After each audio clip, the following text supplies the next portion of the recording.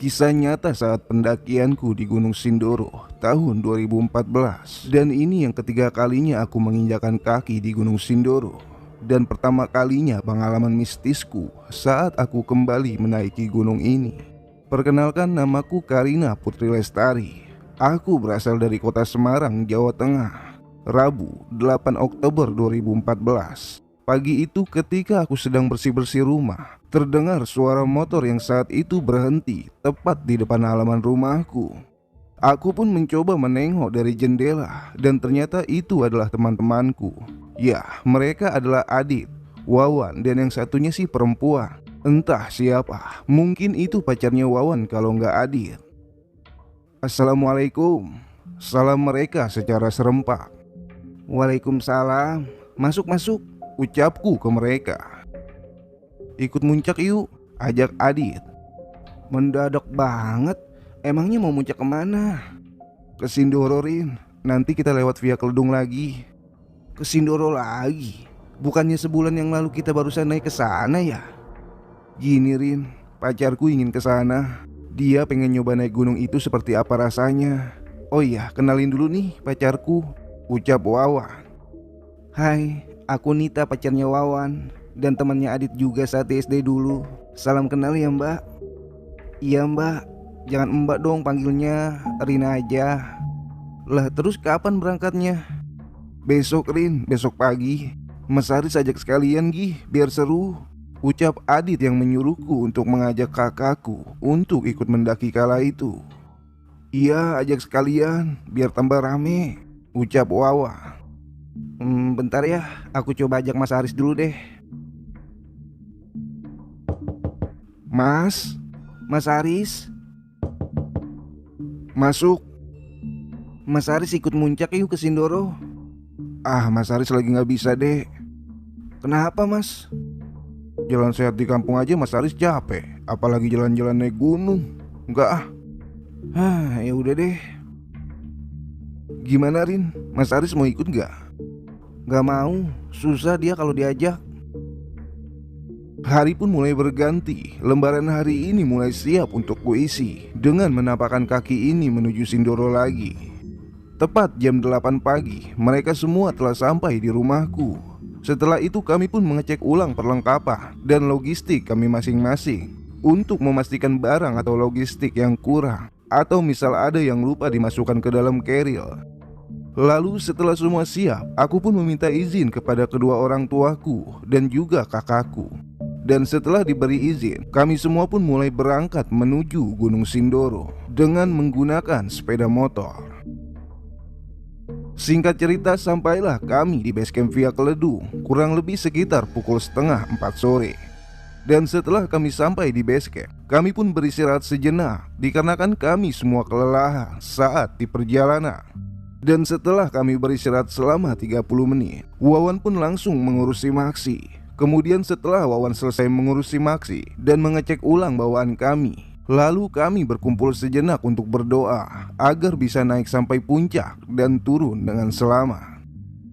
Semuanya kita doa dulu ya sebelum naik. Nanti posisinya aku di depan, terus Nita, lalu belakang Nita ada kamu ya Rin, dan sweepernya kamu Dit, ucap Wawan selaku leader kami. Dan setelah kami selesai berdoa, kami semua memutuskan untuk naik ojek dikarenakan untuk menghemat waktu dan tenaga kami. Dan setelah kurang lebih 15 menit, sampailah kami di pos 1,5. Nah, gini kan enak, kita bisa menghemat waktu dan menghemat tenaga, ucapku kala itu. Iya, kan emang dasarnya aja kamu males Rin, sahut Adit sambil nyubit pipiku. Ternyata ekstrim ya ojeknya, kenceng banget lajunya. Aku tadi hampir ngerasa mau jatuh, ucap Nita. Enak kan olahraga jantung, sahut Adit. Lalu kami pun melanjutkan perjalanan untuk menuju pos 2. Namun ketika kami berjalan cukup jauh dari pos 1,5, tiba-tiba aku merasakan sesuatu yang aneh di sekitaran kami. Aku merasa seperti ada yang mengawasi langkah kami saat itu.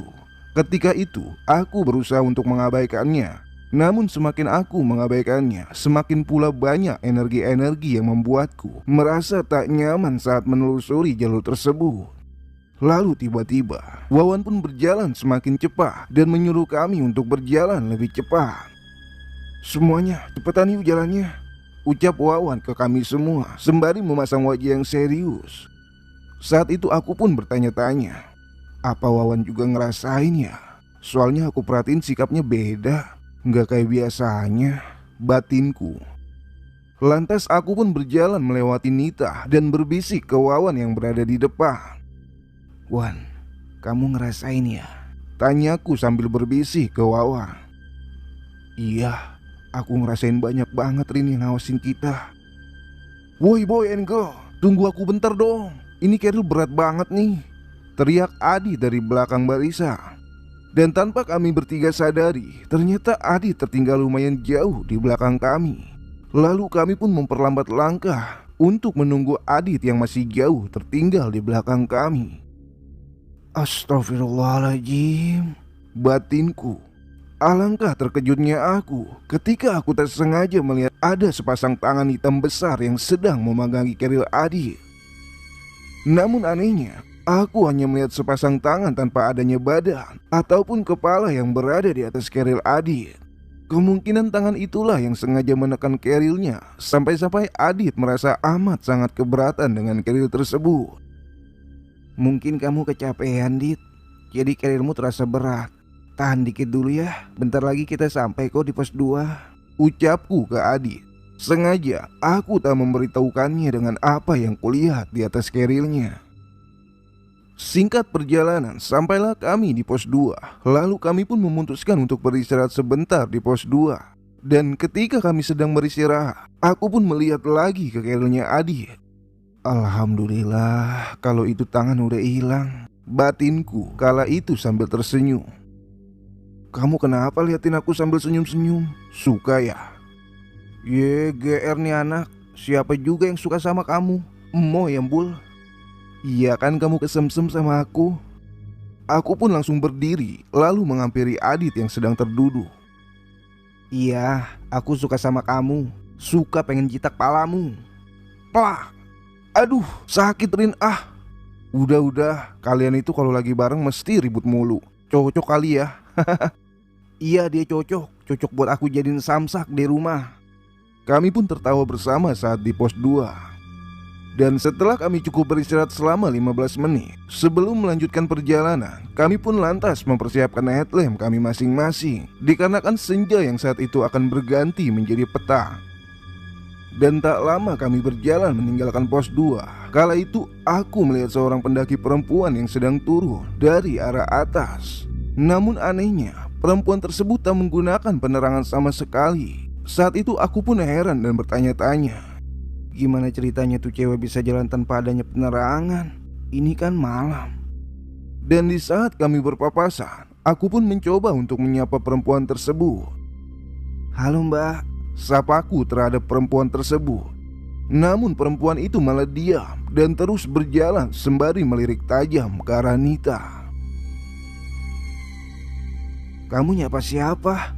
tanya Nita kepadaku. "Rin, hus," sahut Wawan yang langsung menyetopku untuk tak menjawabnya. "Kenapa sih Yang?" sahut Nita ke Wawan. "Iya kenapa sih Wan?" sahut Adit juga. "Nggak apa-apa, udah fokus aja ke depan dan jangan tengok-tengok ke belakang," ucap Wawan dengan nada serius. "Emangnya ada apa sih Yang? Aneh kamu," ucap Nita ke Wawan. "Nggak apa-apa, udah jalan aja," ucap Wawan sambil terus berjalan. Kenapa Wawan tiba-tiba nyuruh aku diem ya? Terus kami juga dilarang buat nengok ke belakang. Terus Nita sama Adit juga ngeliat ada pendaki perempuan. Padahal itu perempuan pas banget lewat di sampingnya. Batinku yang kebingungan sambil terus berjalan. "Rin," ucap Nita sambil menepuk pundakku. "Iya apa Nit?" sadarku setelah ditepuk pundakku oleh Nita. "Ya malah bengong. Kamu capek ya? Kalau capek istirahat aja dulu, jangan dipaksain." Ya udah nanti kita istirahat bentar ya di depan sana," pintaku. Dan ketika kami sedang beristirahat, lalu tiba-tiba Wawan datang menghampiriku dan berbisik, "Udah gak usah dipikirin. Dan jangan bilang-bilang ke mereka berdua ya kalau tadi bukan pendaki." ucap Wawan berbisik di telingaku. Hah? Berarti tadi yang aku sapa? Hus, jangan keras-keras ngomongnya. Ingat, kita lagi di mana? Ucap Wawan pelan sambil membungkam mulutku dengan tangannya. Namun tiba-tiba aku seperti mencium bau busuk, seperti bau bangkai yang sangat menyengat di dekat area kami yang saat itu sedang beristirahat. Bau banget, ucapku. Iya nih, ini bau apa ya? Apa ada bangkai hewan ya? Ucap Nita bertanya. Ini mesti baunya Adit. Enak aja kamu kalau ngomong. Kamu tuh yang bau, balas Adit. Iya ya, kenapa tiba-tiba ada bau yang gak enak ya? Ucap Wawa. Dan ketika kami semua sedang mencari asal sumber dari bau tersebut, tiba-tiba Itu apa yang di depan sana? Ucap Nita bertanya sambil menunjuk ke arah jalur yang menuju ke atas. Apa yang? Jawab Wawan yang saat itu membelakangi jalur arah atas. Kamu nengok deh ke depan, sana. Astagfirullahaladzim, pantas tiba-tiba ada bau busuk. Terlihat dengan jelas oleh kami semua sosok pocong yang sedang berdiri di tengah-tengah jalur. Ternyata bau tersebut berasal dari sosok pocong yang berdiri di sana. Memang jarak kami dengan itu pocong agak jauh, namun bau darinya itu sangat terasa dekat. Sampai-sampai kami pun merasa mual karena bau itu. Wan, pocong Wan, ucap Adit sambil lari bersembunyi di belakang Wawa. Kenapa sosok itu sih yang harus nampakin? Nggak ada yang lain aja. Nggak di Merbabu, nggak di sini. Kenapa sih aku mesti ketemunya sosok itu mulu? Ya elah Dit, emangnya bisa milih yang nampak apaan? Sahut Wawa. Kita tunggu aja dia pergi Dit. Nunggu itu sosok pergi? Kamu lupa kejadian kita pas di Merbabu? Ucap Adit yang terlalu panik. Ya semoga aja gak keulang Dit. Yang kita bisa lakuin sekarang ya cuma berdoa dan menguatkan jiwa kita Dit. Lalu tak lama kemudian, akhirnya pocong itu pun menghilang, pergi dari pandangan kami. Namun seketika kabut tipis pun mulai datang secara perlahan. Dan bersamaan dengan itu tercium bau wangi bunga melati. Bau bangkai udah hilang, sekarang bau melati yang datang, batinku. Ya elah, ini apaan lagi sih barusan aja selesai, ini udah diuji lagi, ucap Adit kala itu. Ketika Adit berbicara seperti itu, tiba-tiba muncul kain putih yang terbang ke atas kami, lalu perlahan pudar dan menghilang. Entah itu apa, dan walaupun kain tersebut menghilang, bau wangi melati itu pun tak kunjung jua pudar. Gak usah dipeduliin Dit, biarin aja. Yuk cepetan beresin ini alat. Selesai kami membereskan peralatan, lalu kami semua bergegas melanjutkan perjalanan kami. Berjalan di gelapnya malam dan diselimuti bau wewangian yang tak kunjung jua menghilang, membuat bulu kuduk kami terus-menerus berdiri tanpa henti. Lalu tiba-tiba kabut yang tadinya tipis sekarang mulai menjadi tebal dan membuat jarak pandang kami terasa terbatas. Semuanya merapat ya, jangan kasih kendor, ini kabut akan tebal soalnya, ucap Wawan kala itu. Dan ketika kami semua berjalan perlahan menerjang kabut yang lumayan tebal, tiba-tiba Nit. Nita pun langsung jatuh dan tak sadarkan diri. Wan, Nita pingsan Wan, ucapku sambil menahan tubuh Nita dari belakang. Nita kenapa Rin? Ucap Wawan bertanya sambil membantuku merebahkan tubuh Nita di sisi jalur. Aku juga gak tahu Wan, tiba-tiba dia pingsan. Rin, kasih minyak kayu putih dulu Rin, ucap Wawan sambil mengambil minyak kayu putih yang berada di kerilnya. Dan tidak lama kemudian Nita pun mulai tersadar. Kamu kenapa Yang? Tanya Wawan ke Nita. Nggak apa-apa, jawab Nita dengan datar. Beneran kamu nggak apa-apa? Kamu barusan pingsan loh Yang, kamu capek. Nita pun hanya menggeleng-gelengkan kepalanya. Lalu Nita pun tiba-tiba berdiri. Ayo jalan, ucap Nita meminta untuk meneruskan perjalanan. Namun baru beberapa langkah kami berjalan, tiba-tiba Nita muntah-muntah. Namun tidak ada apapun yang keluar dari mulutnya. Dan seketika itu pun Nita kembali tak sadarkan diri. Secara refleks aku pun langsung menahan tubuhnya lagi agar tidak jatuh ke tanah. Wan, Nita kenapa lagi nih Wan? Aku juga gak tahu Rin. ucap Wawan yang terlihat kebingungan dengan apa yang terjadi dengan Nita. Wan, apa mungkin tadi Nita kerasukan? Jangan bilang kayak gitu, Rin. Lah, apa kamu gak ngerasa ada yang aneh sama Nita pas tadi dia siuman? Kamu gak lihat tatapan Nita yang kelihatan kosong? Mungkin Nita kecapean kali, karena ini kan baru pertama kalinya dia naik gunung, Rin, jawab Wawan. Dan tidak lama kemudian Nita pun kembali tersadar. Setelah Nita tersadar, Nita hanya terdiam dengan wajah yang terlihat pucat. Kamu sakit ya, Yang? Kalau sakit bilang aja, gak usah dipaksain, ucap Wawan. Namun Nita hanya diam dan menggeleng-gelengkan kepalanya. Kemudian Nita langsung berdiri dan mengajak kami untuk melanjutkan perjalanan lagi. Ayo jalan, ucap Nita yang pelan. Nita kenapa ya? Aneh banget ini, batinku. Dan tidak lama kemudian kami semua pun tiba di pos 3. Dan saat itu hanya ada 6 tenda, termasuk juga dengan tenda kami. Akhirnya kita sampai juga di pos 3. Ya udah, kalian di sana aja deh. Nanti aku sama Adit diriin tenda dekat tenda biru yang di sana, ucap Wawan mengakhiri. Singkat cerita, setelah kami selesai mendirikan tenda masing-masing, kami pun saat itu berkumpul di tendaku dan langsung menyiapkan bahan-bahan untuk kami masak. Enaknya kita masak apa nih? Ucapku ke mereka. Terserah Kanjeng Rina aja, jawab Adit. Ya, kok malah terserah sih? Kalau aku masak batu kalian mau? Ya udah nggak apa-apa, tapi harus sampai empuk ya batunya. Ya udah, sini kepalamu. Lah, kok malah kepala aku sih? Lah, kamu kan kepala batu, Dit. Kayak kamu nggak aja, Rin. Udah ah, kalau kalian ribut-ribut kapan kita makannya? Sahut Wawan. Dan setelah selesai makan, kami pun memutuskan untuk mengistirahatkan badan kami. Wawan dan Adit pun kembali ke tenda mereka. 30 menit pun berlalu. Entah kenapa saat itu aku tidak bisa tidur sama sekali.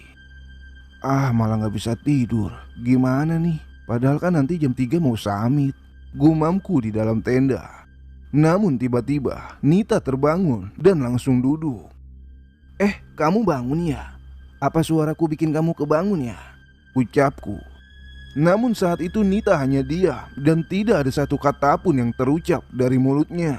Lalu perlahan dia menoleh ke arahku dengan wajahnya yang saat itu terlihat pucat, lalu ingin beranjak untuk keluar tenda.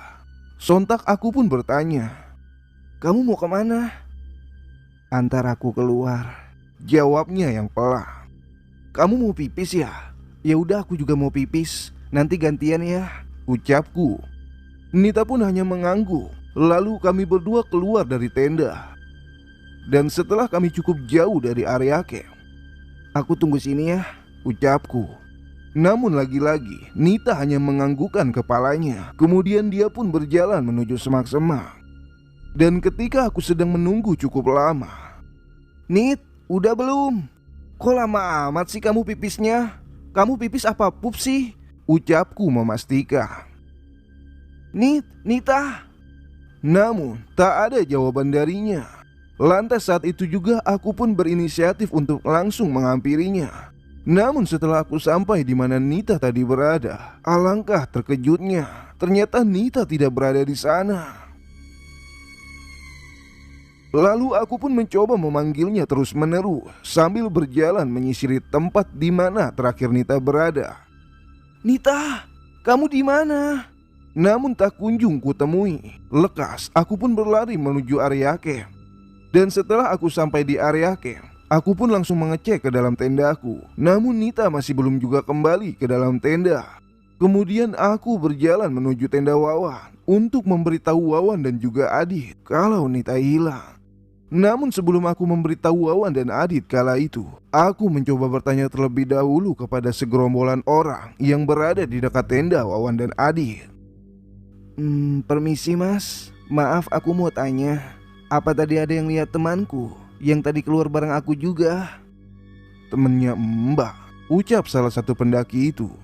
"Iya mas, tadi loh yang keluar bareng sama aku." "Mbak kan tadi keluar tenda sendirian." "Enggak mas, tadi aku gak sendiri. Aku tadi keluar tenda bareng sama temanku kok." "Mbak itu tadi keluar tenda sendiri mbak. Mbak tadi jalan ke sana kan? Ucap si pendaki tersebut sambil menunjuk arah di mana aku tadi berjalan menuju semak-semak. Iya mas, tapi tadi aku ke sana sama temanku, mau ngantar temanku buang air kecil. Tadi mbaknya itu keluar tenda sendirian, gak ada orang lain yang sama mbak. Terus mbak jalan ke sana juga sendirian. Kalau mbak gak percaya, tanya deh sama teman-temanku. Iya mbak, kami semua lihat kok kalau mbak tadi keluar tenda itu sendirian, ucap pendaki perempuan yang berada di sana. Hah? Masa sih? Masa aku tadi keluar sendirian? Batinku saat itu. Ya udah deh mas kalau begitu. Makasih ya mas, mbak. Maaf ya kalau ganggu. Lalu aku pun berjalan menuju tenda Wawan dan Adit. Dan sambil bertanya-tanya, masa aku tadi keluar sendiri? Jelas-jelas tadi aku keluar sama Nita, tapi kata mereka aku keluar sendiri. Dan ketika aku berada di depan tenda Wawan dan Adit, aku pun langsung memanggil Wawan dan Adit yang saat itu mereka sedang tertidur di dalam tenda. Wan, Dit, bangun. Hei. Suara resleting tenda pun terdengar. Barusan juga merem. Kenapa? Tanya Wawan. Nita hilang, Wan. Hah? Hilang? Maksudmu gimana? Ucap Wawan yang langsung terkejut dengan pernyataanku. Iya Wan, Nita hilang. Kok bisa hilang Rin? Tanya Wawan sambil membangunkan Adit. Dit bangun Dit, bangun. Apa sih Awan? Bangun dulu Dit, Nita hilang Dit. Hah? Hilang? Kok bisa? Nggak tahu, kata Rina Nita hilang. Kok bisa hilang Rin? Tanya Adit. Tadi itu dia bangun, terus nyuruh aku nemenin dia keluar buat pipis. Tapi batinku kok dia pipis lama banget. Ya udah terus aku samperin. Nita juga masih belum balik. Hah? Gimana sih? Aku malah jadi bingung, ucap Adit. Aku juga bingung, Dit. Orang jelas-jelas tadi aku keluar tenda sama Nita, tapi kata mereka aku keluar tenda sendirian. Ya udah kalau gitu, kita coba cari dulu. Kalau nanti Nita nggak ketemu, besok pagi kita turun buat ngelapor, ucap Wawan mengakhiri. Kemudian kami pun keluar tenda dan Wawan berjalan menuju sekelompok pendaki yang barusan tadi aku tanya. Maaf mas, mbak, saya boleh minta tolong, ucap Wawan. Iya mas, mau minta tolong apa mas? Salah satu teman kami sedang hilang di atas sini. Saya minta tolong, bisa nggak kalian bantu nyari teman kami? Pinta Wawan ke mereka. Salah satu teman mas hilang di sini? Iya mas. Bukannya tadi kalian sampai atas sini cuma bertiga ya? Bertiga? Enggak mas, tadi kita sampai sini tuh berempat. Orang tadi kami sempat masak bareng, makan bareng. Mas, pendaki terakhir yang sampai sini itu cuma kalian bertiga mas. Itu mbaknya tadi juga habis tanya. Katanya tadi keluar tenda berdua, tapi kami lihat mbaknya itu keluar tenda cuma sendirian. Sontak, kami pun saat itu terdiam ketika mendengar penjelasan dari pendaki. Kami kebingungan dengan situasi yang kami alami. Bagaimana bisa kami sampai pos 3 hanya bertiga? Jelas-jelas tadi Nita berada di sini bersama kami. Namun kata pendaki itu kami sampai sini hanya bertiga. Lantas siapa tadi yang bersama kami? Sumpah, bagiku ini sudah di luar nalar. Emangnya tadi kalian naik berempat ya?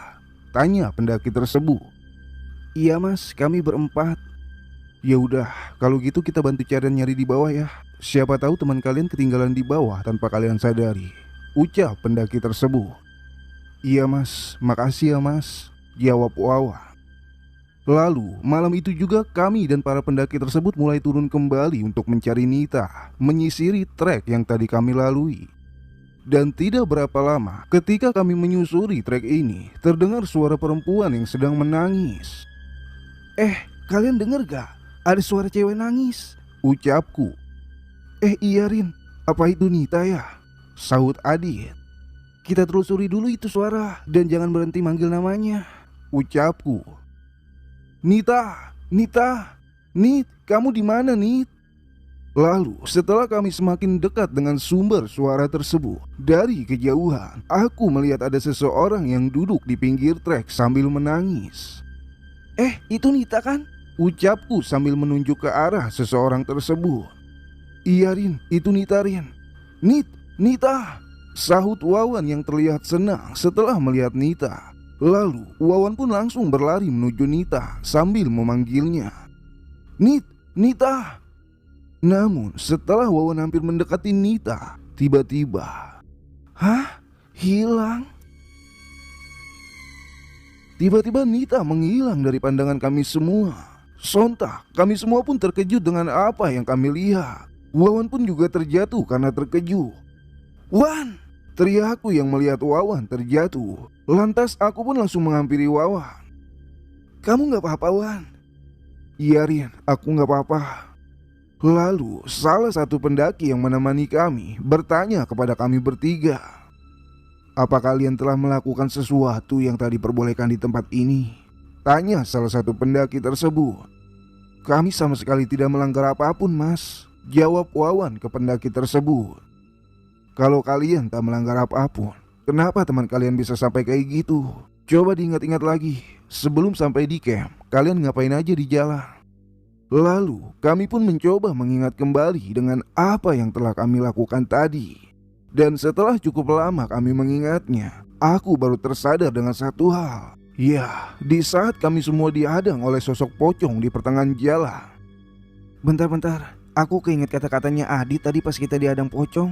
Dit, maksud kamu ngomong antisipasi itu apa? Kamu bawa jimat ya?"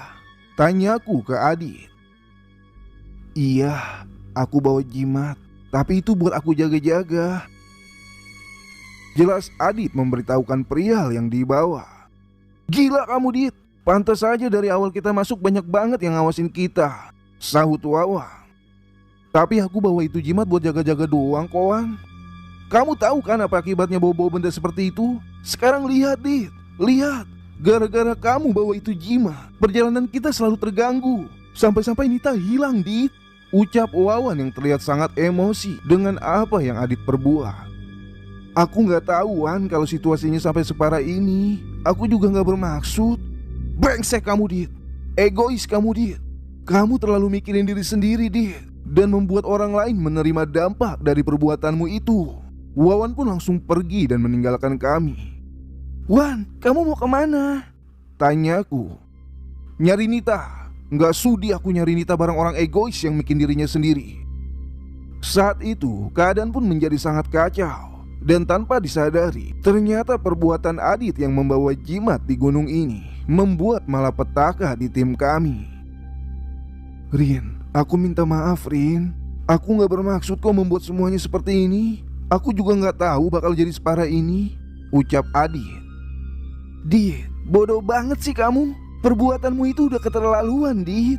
Kamu sebenarnya tahu kan akibat dari membawa benda-benda itu di gunung? Tapi kenapa kamu nekat sih buat bawa itu barang?" "Aku minta maaf, Rin. Aku janji aku bakal bertanggung jawab sama apa yang ku perbuat." "Ya udah, aku mau samperin Wawan dulu." Oke, sekarang kita beralih ke sudut pandang Nita yang baru saja tersadar dari pingsannya. "Anak-anak di mana? Kenapa aku ditinggal sendirian di sini?"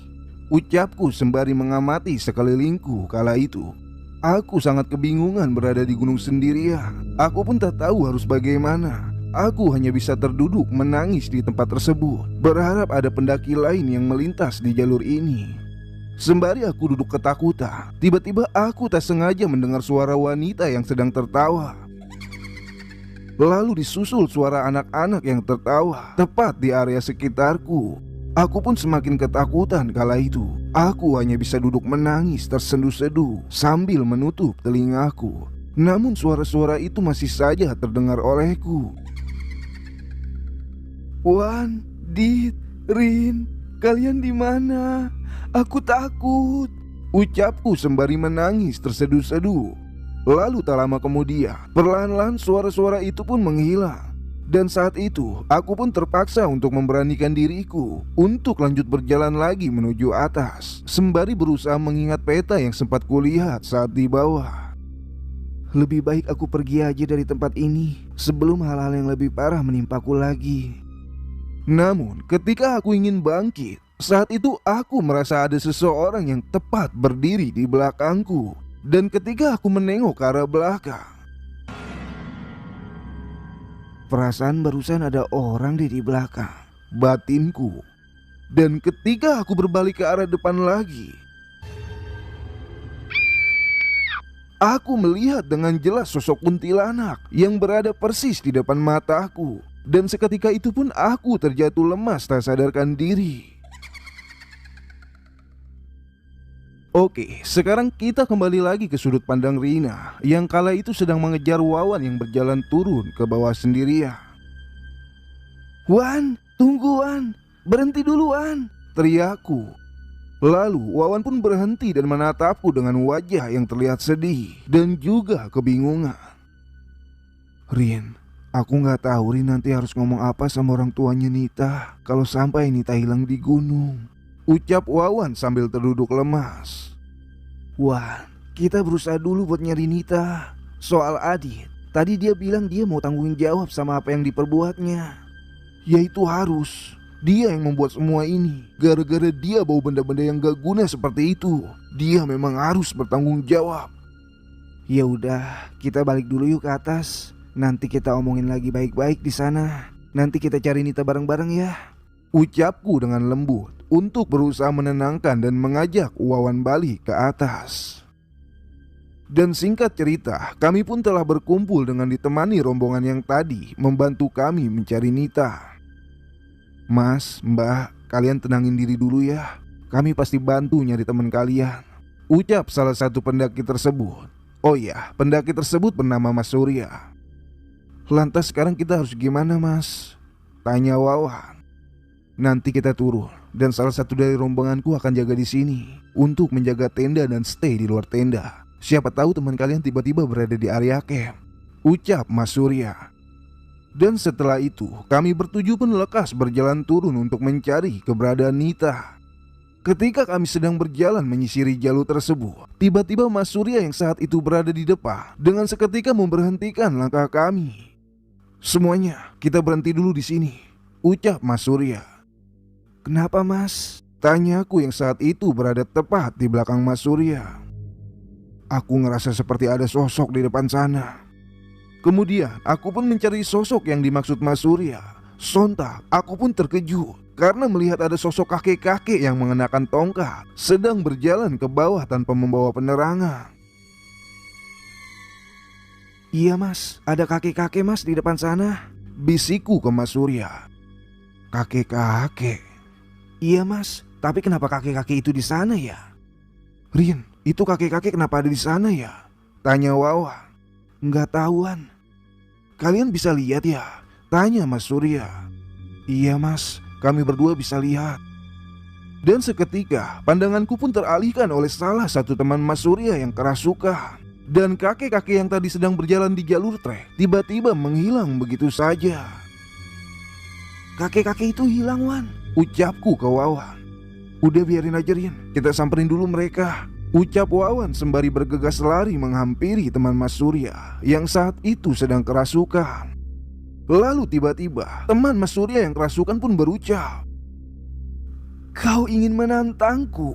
ucap sosok itu. Sosok yang saat itu berada di dalam tubuh teman Mas Surya sambil menunjuk ke arah Adit dengan ekspresi wajah yang marah dan menatap tajam mengarah ke Adit. "Maaf, kami kesini tidak untuk menantang Anda. Kami hanya ingin mencari teman kami yang hilang," ucap Mas Surya kepada sosok tersebut.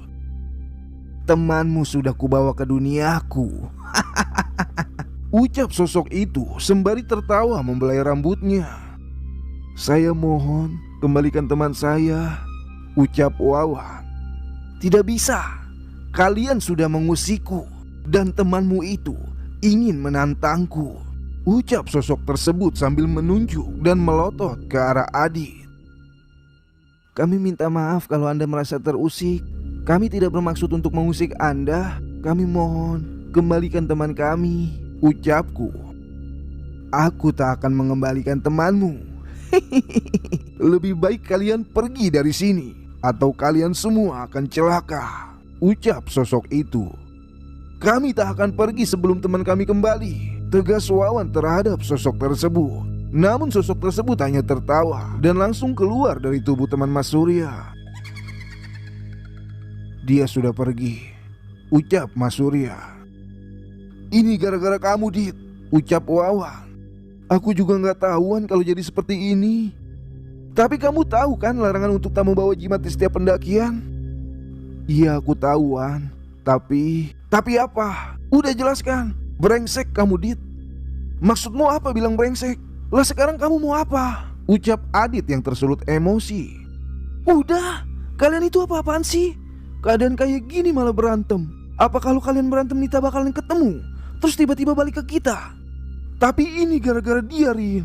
Kalau dia gak bawa benda gituan, gak bakalan jadi seperti ini, sahut Wawan dengan nada tinggi. Iya, Adit emang salah. Cuma apa harus sampai kalian berantem? Aku tahu kamu khawatir, aku tahu kamu bingung, tapi kamu juga harus tenangin dirimu juga. Emosi gak bakalan nyelesain masalah. Ya gimana aku bisa tenang? Nita hilang, Rin, gara-gara dia. Nanti aku harus ngomong apa sama orang tuanya Nita? Iya, makanya kamu harus tenang dulu. Tapi kamu bisa tenang gak sih? Bentakku ke Wawan. Aku tahu apa yang kamu rasain, Wan. Tapi jangan seperti itu menyikapinya. Kamu tenang dulu, nanti kita cari bareng-bareng. Iya, aku minta maaf, ucap Wawan yang sudah terlihat agak tenang. Aku juga minta maaf ya udah bentak kamu, ucapku sambil memegang pundaknya. Wan, aku minta maaf. Ini semua salahku. Aku terlalu takut kalau peristiwa di Merbabu terjadi padaku lagi, ucap Adit sembari memegang pundak Wawan. Aku juga minta maaf sudah ngomong kasar ke kamu, Dit. Iya, Wan. Nah, gini kan enak. Gak usah pakai emosi lah. Terus sekarang gimana kita nyelamatin Nita? Kata itu sosok, Nita sekarang berada di dunia mereka. Sontak, kami semua pun terdiam dan bingung harus melakukan apa. Di sisi lain, salah satu teman Mas Surya yang tadi kerasukan juga terlihat masih tak begitu baik. Mas, Mbak, lebih baik kita melapor ke bawah ya.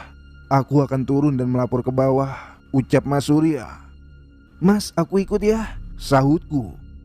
Ya udah kalau gitu, sementara kalian tunggu di sini ya. Tunggu sampai kondisi Amel membaik. Kalau kondisi Amel sudah membaik, kalian balik. Tunggu aja di camp, ucap Mas Surya. Ya, Amel itu temannya Mas Surya yang kesurupan tadi. Lantas aku dan Mas Surya pun memutuskan untuk turun dan melapor. Namun ketika aku dan Mas Surya sudah berjalan cukup jauh dari tempat tadi, tiba-tiba headlampku mati dengan sendirinya. Aduh Mas, tunggu, headlampku mati, ucapku. Lalu Mas Surya pun mengambil batu A3 yang berada di senternya. Mbak pakai batu ini dulu, mungkin batu Mbak habis, ucap Mas Surya. Iya Mas, makasih. Aneh, padahal kan tadi aku baru beli. Masa habisnya cepet banget, batinku.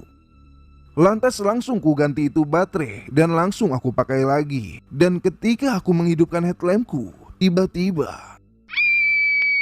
sontak aku berteriak ketika cahaya headlampku tak sengaja menyorot ke arah Mas Surya yang saat itu berhadapan denganku. Dan aku pun terjatuh ke belakang karena terkejut ketika aku melihat sosok perempuan tepat berada di belakang Mas Surya. Kenapa Mbak? Tanya Mas Surya. Ada, ucapku gugup sembari melihat ke bagian belakang Mas Surya. Ada apa Mbak? Tanya Mas Surya sembari membangunkanku. Dan ketika aku berdiri, sosok yang tadi berada tepat di belakang Mas Surya pun menghilang. Tadi ada perempuan di belakang Mas. Hah? Beneran Mbak? Iya Mas. Terus sekarang dia masih di belakangku? Udah gak ada Mas. Alhamdulillah kalau gitu. Ayo Mbak, buruan kita lanjut lagi. Kami pun bergegas melanjutkan perjalanan kami kembali. Oke, sekarang kita beralih ke sudut pandang Nita yang baru saja tersadar kembali dari pingsannya yang kedua kali.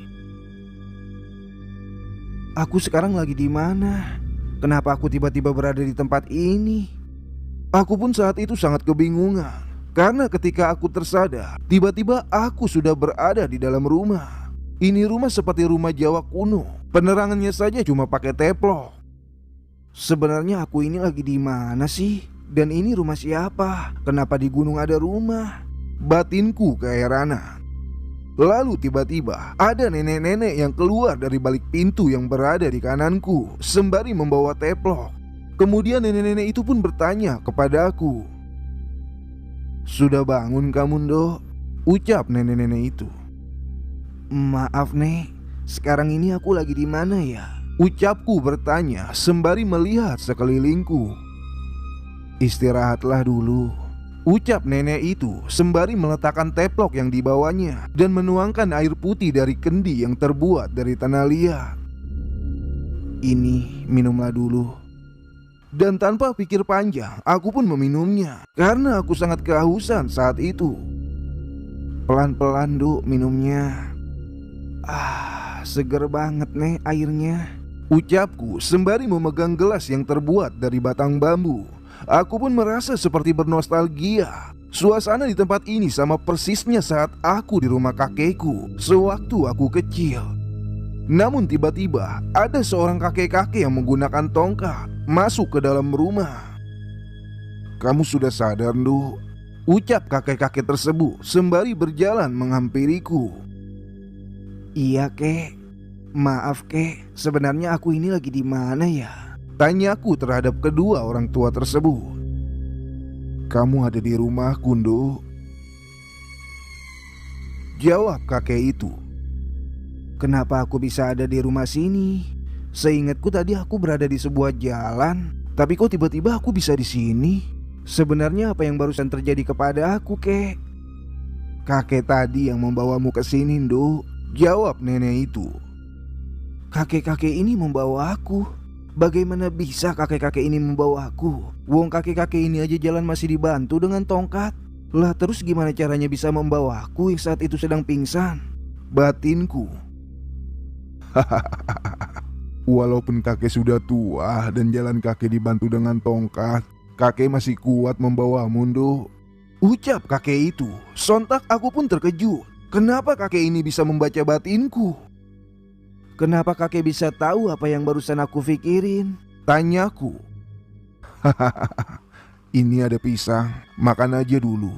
Kakek tahu kamu sedang kelaparan kan? Ucap kakek itu. Lantas aku pun langsung memakan pisang yang disajikan di hadapanku. Soalnya semua logistik Adit yang bawa. Aku sama sekali tak membawa makanan apapun. Aku hanya membawa sebotol air yang aku simpan di ranselku. Itu pun hanya tinggal sedikit. Duh, sehabis ini pulanglah sebelum sosok itu datang mengganggumu, ucap kakek itu. Sosok? Maksud kakek? Kakek tadi menyelamatkanmu dari sosok yang ingin menjadikanmu sebagai budaknya. Sosok wanita yang selalu menyesatkan pendaki di gunung ini, ucap kakek itu. Budak? Sosok wanita? Hah? Apa jangan-jangan sosok yang tadi? Batinku bertanya-tanya. Benar Nduk, setelah ini kakek akan mengantarmu. Teman-temanmu sedang mencarimu. Iya Kek, makasih ya Kek. Setelah semua yang aku alami di sini, aku yakin ini bukan tempatku. Ini bukan duniaku, batinku. Lalu setelah aku selesai menggajal perutku dengan pisang, aku pun lekas bergegas berjalan dengan dituntun kakek itu. Ayo Nduk, kita kembali, ucap kakek itu sembari membawa obor yang berada di pagar depan. Kembali? Fix, ini aku lagi di dunia yang berbeda. Kemudian aku berterima kasih kepada si nenek itu.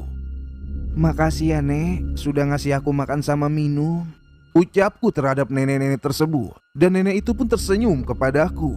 Lalu aku pun lekas berjalan mengikuti kakek yang berada di depanku. Sekarang kita beralih ke sudut pandang Adit yang sekarang berada dengan Wawan dan ketiga teman Mas Surya. Wan, aku nyesel banget udah bawa jimat ini, ucap Adit terhadap Wawan. Ini buat pelajaran kita untuk kedepannya Dit. Jangan membawa benda-benda seperti itu, entah itu jimat atau semacamnya, karena itu barang bisa mengganggu, mengusik sosok-sosok penunggu di tempat ini. Dengan kamu membawa benda-benda itu, bagi mereka kamu ingin menantangnya. Lebih baik kamu buang saja benda itu, buang saja jauh-jauh, tapi jangan dibuang di sini, ucap Wawan kepadaku. Iya Wan, nanti aku bakal buang ini jimat setelah kita pulang dari sini. Mas, lebih baik kita naik aja yuk, ucap salah satu teman Mas Surya yang bernama Amel. Amel ini yang tadi dirasuki oleh satu sosok penunggu gunung ini. Mbaknya emang udah mendingan? Tanya Wawan. Udah kok mas. Kemudian kami berlima pun memutuskan untuk kembali lagi ke pos 3, area di mana kami mendirikan tenda. Singkat cerita, kami berlima telah sampai di area pos 3. Lalu teman Mas Surya yang bernama Bayu datang menghampiri kami lalu bertanya, "Loh, kok kalian cuma berlima? Mas Surya sama salah satu teman Mas kemana? Terus teman Mas yang hilang udah ketemu?" "Belum Mas, kita semua disuruh balik ke atas sama Mas Surya," ucap Wawa. Mas Surya sama Mbak Karina lagi turun ke bawah, ucap Amel. Oke, kini kita kembali lagi ke sudut pandang Karina yang kala itu sedang berjalan turun bersama Mas Surya. Ketika aku dan Mas Surya sedang berjalan turun, aku merasa ada orang yang berjalan mengikutiku tepat di belakangku. Aku pun mencoba menengok ke arah belakang, namun di belakangku tak ada seorang pun yang mengikuti kami. Kayaknya tadi ada yang jalan di belakangku deh. Tapi pas aku tengok kok nggak ada ya. Mungkin aku halu kali ya. Kemudian ketika aku berjalan kembali, aku merasakan lagi ada yang mengikuti kami. Kemudian aku pun berhenti dan menengok lagi ke belakang. Namun lagi-lagi di belakangku sepi, tidak ada satu orang pun yang berjalan di belakangku. Aneh, sebenarnya siapa sih yang ikut? Batinku kala itu. "Kenapa Mbak? Kok dari tadi nengok ke belakang terus?" tanya Mas Surya. "Aku tadi ngerasa ada orang yang ngikutin kita Mas." "Mungkin Mbaknya kecapean kali, jadi Mbaknya berhalusinasi. Apa kita istirahat dulu aja sebentar?" "Iya sih Mas, aku agak capek." "Ya udah Mbak, kita istirahat bentar ya di sini." Lalu kami pun memutuskan untuk beristirahat sebentar dan sembari makan snack yang kami bawa. Ya lumayanlah untuk mengganjal perut kami agar tidak begitu lapar. Dan setelah kami cukup beristirahat, lantas kami pun melanjutkan perjalanan kami untuk turun. Namun ketika kami sedang berjalan, tiba-tiba kabut pun turun menyelimuti langkah kami. "Mas, kabut Mas," ucapku sambil memegang tangan Mas Surya. "Emangnya kenapa Mbak?" "Ini kan cuma kabut, lagian gak tebel kan?" "Aku takut Mas." "Mbak takut sama kabut?" "Iya Mas, aku takut sama kabut. Kita berhenti dulu ya Mas, tunggu kabutnya hilang," ucapku. "Mbak, ingat, kalau kita keseringan berhenti, nanti gimana teman Mbak?" ucap Mas Surya yang mengingatkanku dengan tujuan kami untuk bergegas melapor ke bawah. "Mbak, ayo kita jalan lagi sebelum kabut ini semakin tebal," ucap Mas Surya yang menyuruhku untuk berjalan lagi. Aku pun mencoba melawan rasa takutku dan memberanikan diriku untuk menerobos kabut tersebut.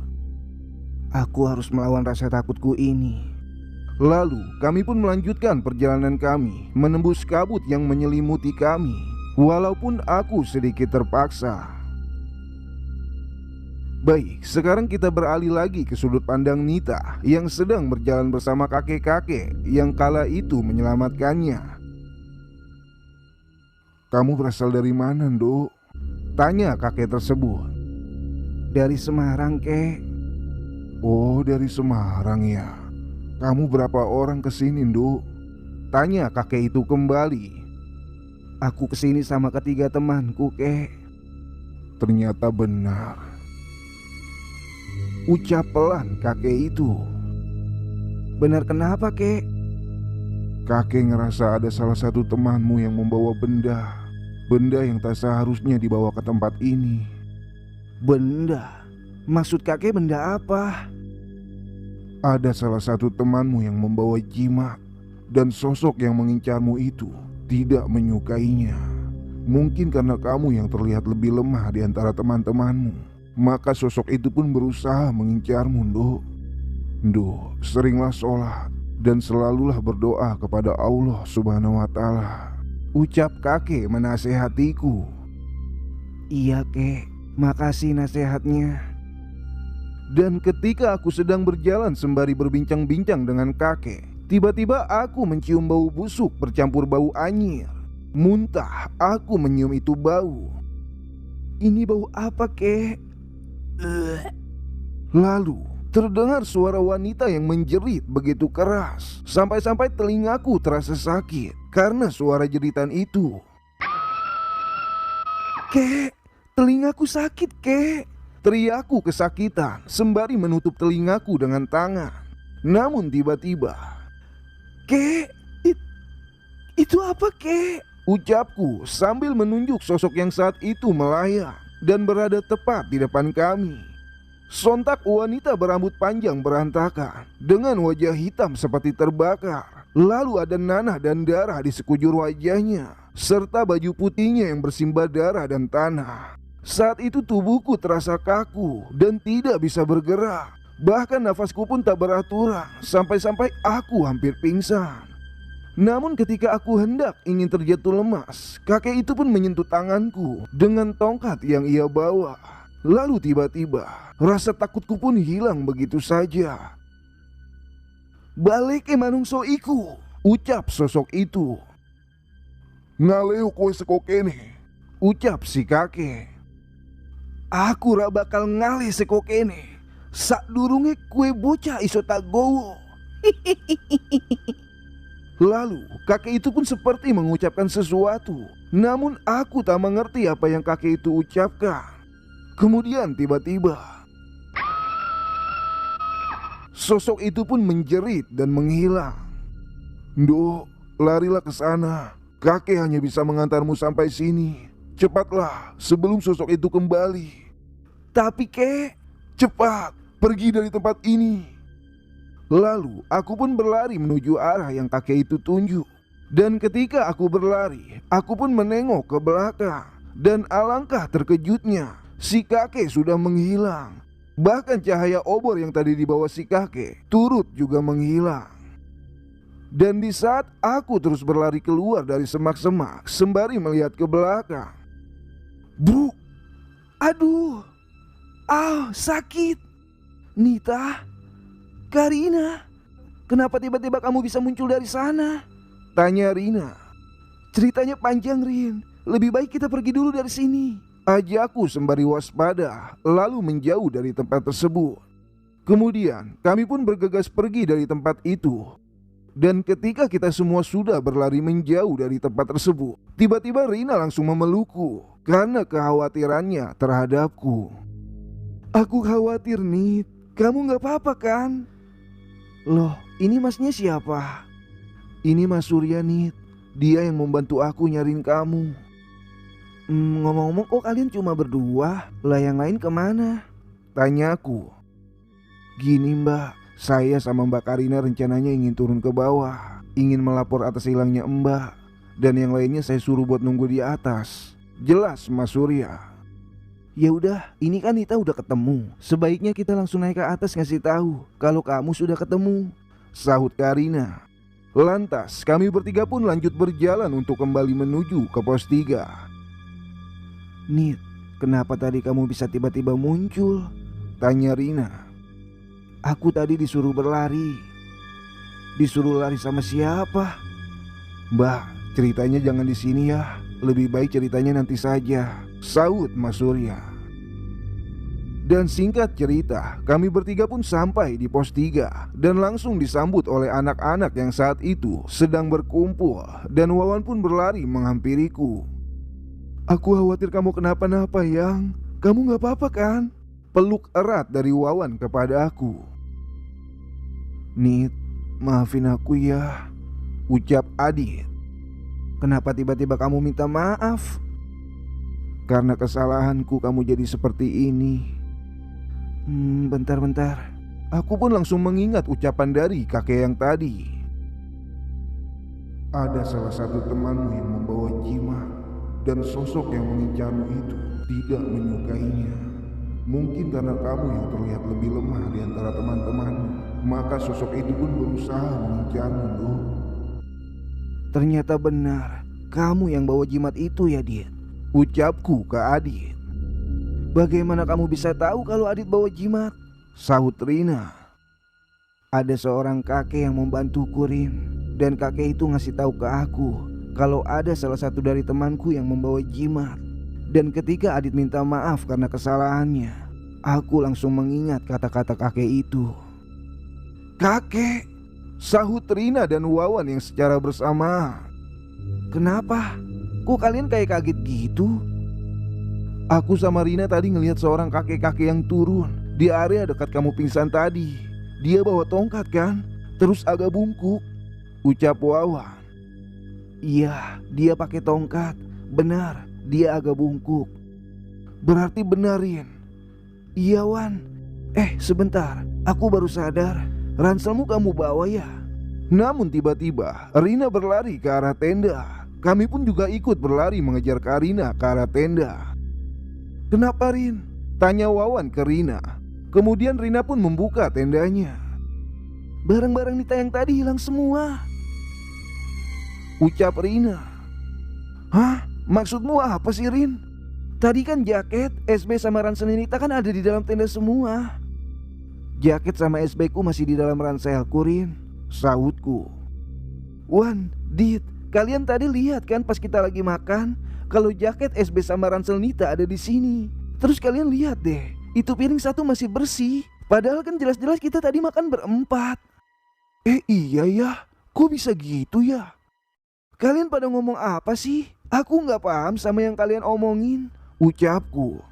Udah, sekarang yang penting kan teman kalian sudah ketemu. Lebih baik kalian istirahat dulu. Kami semua juga ingin pamit balik ke tenda kami, ucap Mas Surya. Makasih banyak ya Mas udah mau bantuin kita. Oke, sekarang kita kembali lagi ke sudut pandang Rina. Makasih ya Mas, ucapku. Iya Mas, makasih ya Mas. Maaf udah ngerepotin kalian semua, ucap Adit. Iya Mas, gak apa-apa. Ya udah ya, kami pamit balik ke tenda ya Mas. Mbak, assalamualaikum. Waalaikumsalam. Ya udah, lebih baik kita istirahat deh. Nanti pagi kita obrolin lagi. Kemudian Wawan dan Adit pun keluar tenda dan kembali ke tendanya mereka. Rin, sebenarnya apa sih yang terjadi? Tanya Nita kepada aku. Besok aja ya, lebih baik kamu istirahat. Singkat cerita, pagi pun telah tiba dan saat itu juga Nita menceritakan semuanya kepada aku saat di tenda. Aku pun langsung menghampiri tenda Wawan dan juga Adit untuk tidak melanjutkan lagi perjalanan ini. Wan, Dit, bangun. 5 menit lagi ya, sahut Wawan. Hoi, bangun, udah pagi. Berisik sahut Adit. Bangun gak? Aku hitung sampai 3. Kalau kalian gak bangun. Iya, aku bangun. Wan, bangun Wan. Bentar Plak. Aduh, iya, ini bangun. Cepetan bangun, mau aku gampar lagi. Iya ini loh, Ya seperti biasa, kalau di gunung aku menjadi alarm mereka. Soalnya mereka berdua itu susah banget kalau dibangunin. Persis deh kayak Mas Aris, kebo semua. Dan singkat cerita, dikarenakan saat itu Adit yang masih membawa jimat dan pesan kakek-kakek itu yang menyuruh Nita untuk turun, kami berempat pun memutuskan untuk turun. Lalu kami pun bergegas untuk membereskan tenda. Dan setelah semua beres, kami pun beranjak untuk turun. Cepetan ya turunnya, ucapku. Emangnya kenapa sih Rin? Kok cepet-cepet? Tanya Wawan. Aku udah kebelet pipis. Dari semalam tadinya aku mau gantian pipis sama Nita. Malah Nitanya hilang. Ya udah, ntar pipis di jalan aja. Ucap Adit. Dan ketika di dekat lokasi aku sama Nita bertemu, tiba-tiba, Nit, kenapa berhenti? Tanyaku. Lalu Nita pun tersenyum dan melambaikan tangannya. Kamu kenapa Yang? Tanya Wawan. Lihat deh di sana, ucap Nita sambil menunjuk arah semak-semak. Lantas aku, Wawan dan Adit pun terkejut saat kami melihat ke arah yang Nita tunjuk. Ya, kami melihat kakek-kakek dan nenek-nenek yang dimaksud oleh Nita. Ya, mereka lah yang menyelamatkan Nita saat Nita berada di alam lain. Dan sosok kedua orang tua itu pun tersenyum ke arah kami. Kemudian mereka pun memudar dan menghilang. Ayo kita lanjut jalan lagi, ajak Wawa. Singkatnya, kami pun telah sampai di pos 2 sekitar jam 10-an dan aku pun langsung berlari untuk buang air kecil. Dan setelah aku selesai, kami pun kembali melanjutkan perjalanan. Maaf ya Yang, kita belum bisa sampai puncak, ucap Wawan membuka pembicaraan. Iya nggak apa-apa, kapan-kapan kan kita bisa naik lagi, jawab Nita. Kamu nggak kapok Nit, sahutku. Kalau kapok sih enggak, tapi kalau takut iya. Dit, kenapa wajahmu dari tadi kelihatan murung gitu? Tanya Nita. Aku yang bikin kita semua gak bisa sampai puncak. Aku juga sudah membahayakanmu Nit. Udah, aku juga udah maafin kok. Tapi udah gak usah dibahas ya. Ini buat pembelajaran kita aja. Besok-besok jangan diulangin lagi. Iya Nit, makasih ya. Dan singkat cerita, kami pun telah sampai di base camp sekitar pukul 1 siang lebih. Dan kami pun mulai menceritakan pengalaman yang kami alami saat di atas sana. Di tempat ini, kami pun mendapatkan pembelajaran. Janganlah kau membawa benda-benda yang tak seharusnya untuk dibawa. Entah itu jimat atau semacamnya. Dan tanpa kalian sadari, kalian sudah mengusik penunggu yang kalian singgahi. Ingat, kalian sedang bertamu, jadi jagalah perilaku dan tutur kata kalian.